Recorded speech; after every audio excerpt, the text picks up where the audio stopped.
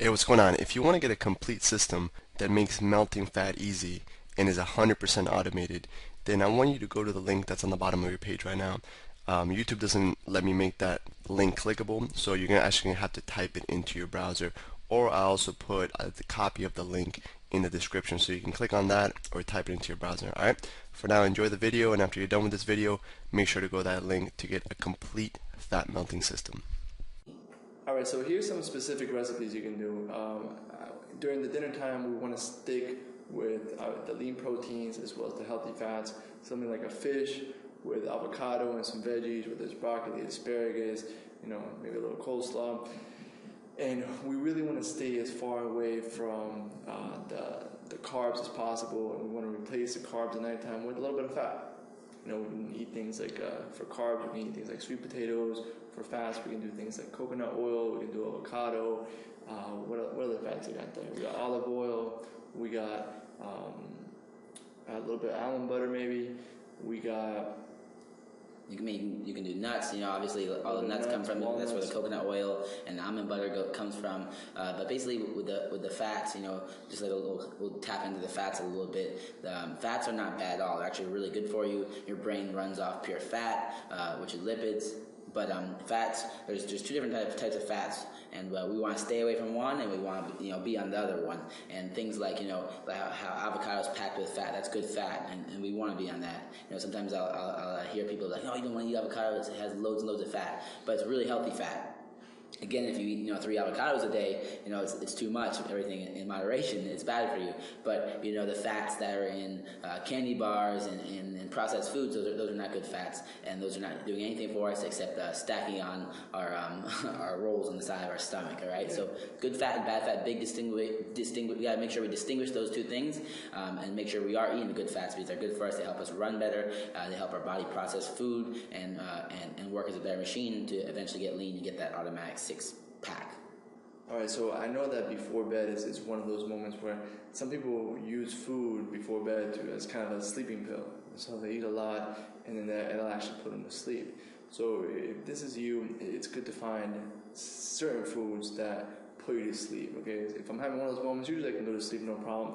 But if I'm having one of those nights where I'm just tossing and turning, you need to have a real, healthy snack, something 100 to 150 calories, where you can just eat it, kind of, get your stomach to calm down and go to sleep.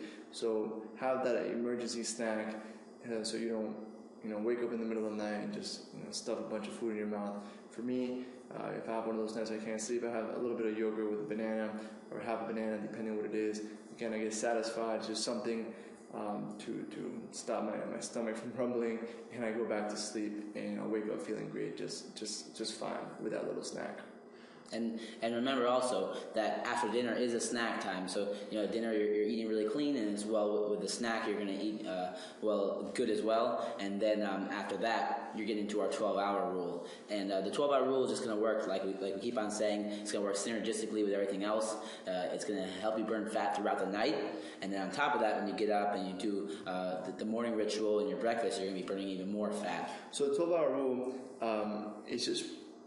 The 12-hour rule stands for the last meal of your day and then the first meal of your day are going to be 12 hours apart, right? So if you have dinner at 10 p.m., your first meal is going to be at 10 a.m. Yeah, it's basically whenever you ate last, or whatever. If you had a banana at 11:30 p.m., you're not going to be able to eat another drop of food or another grain of food until 11:30 a.m. So it's very simple. You're just doing 12 hours between last food consumption to first food consumption, and that's going to allow your body to burn through all your glucose, which is your the carbohydrates that you're eating throughout the day, and get into the second line of energy, which is your stored fats. Hey, what's going on? If you're enjoying the video so far, do me a huge favor and click on the like button below. You'll get your good deed for the day out of the way. It helps me out a lot. Also, go ahead and subscribe and leave a comment. Something as simple as good video or I enjoyed the video. It really helps me out with YouTube. Alright, here's the rest of the video. And it's going to eat away those love handles throughout the night. Yeah, and as well as breakfast too. So sometimes I'll eat at 11, and instead of waking up and eating whenever I wake up, I know that I had my last meal at 11, so I'll do a little bit of a fast. I'll do a little intermittent fasting, and I won't eat anything until 11, and that really allows me to, if I do have that snack for whatever reason, I have that yogurt and banana at couldn't go to sleep for whatever reason, then I make a mental note, and the next day I might push my breakfast back, later, or my first meal later, so that I continue to burn the fat and I turn my body into a fat burning machine. We want to use those 2 moments, that fast when you breakfast and then before bed. Those are critical moments to burn pure body fat. Most of the day, you're kind of just speeding up your metabolism and giving your body fuel. That gap right there is really where you're going to be melting pure fat from your body and stripping blocks of fat, week after week, so that you get ripped and you start seeing your six-pack in no time. And this is one of the things, one of the rules, this 12-hour rule is extremely basic, and it's one of the things that I really never bend on, and I always stick true to it, because it's that 20% that gives me the 80%, and it's the thing that's going to really make that big difference.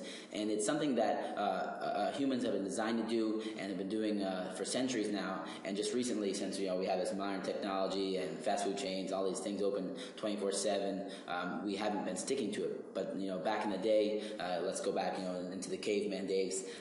If sunlight was out, we were more active. Obviously we can't see in the dark. We're not nocturnal, so we're active. We're eating. We're building. We're doing something. It's nighttime. Around 7 p.m., 8 p.m., depending on the daylight saving time or whatever that is. And then you stop eating. You go to sleep and it gets dark, and you wake up. When it gets light again, which is again between 7 a.m. and 7 p.m. So you have that 12-hour gap. Where you're sleeping and relaxing and not doing much, and then when you get up and the light comes out, you eat and you get active again. You start eating. So the fasting is totally natural, and that's how our bodies were designed, so they can clean out, and again we can stay lean and mean and trim and get that automatic six-pack. Beautiful. So implement the 12-hour rule. You'll have a little report underneath this video with sample dinners. Have that emergency meal, that emergency snack, whether it's yogurt, banana, whatever will help pull you to sleep. Some people like turkey, whatever it might be for you. And make sure you don't break this one rule. This is really one of those critical ones, like Jason said.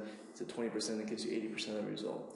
So make sure you make this one of your top priorities, following the 12-hour rule, making that gap between dinner and breakfast 12 hours and not breaking that no matter what. All right, that's it for this video. We'll see you on the next one.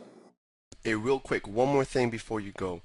I want to make sure you know that there is no correlation between how hard you work and how much fat you melt or how much muscle you build. All right, there's enough science, enough data out there that there's absolutely no correlation between hard work and results. All right, there's a difference between movement and achievement. All right, if you want to learn my best tips, what I call the 5% hacks that allow you to get maximum results, maximum fat loss, maximum lean muscle gain, I want you to go to the link that's on the bottom of this page, or you can click on the link in the description. All right, you're going to get a complete system for melting fat in an intelligent and streamlined system. I'll see you there.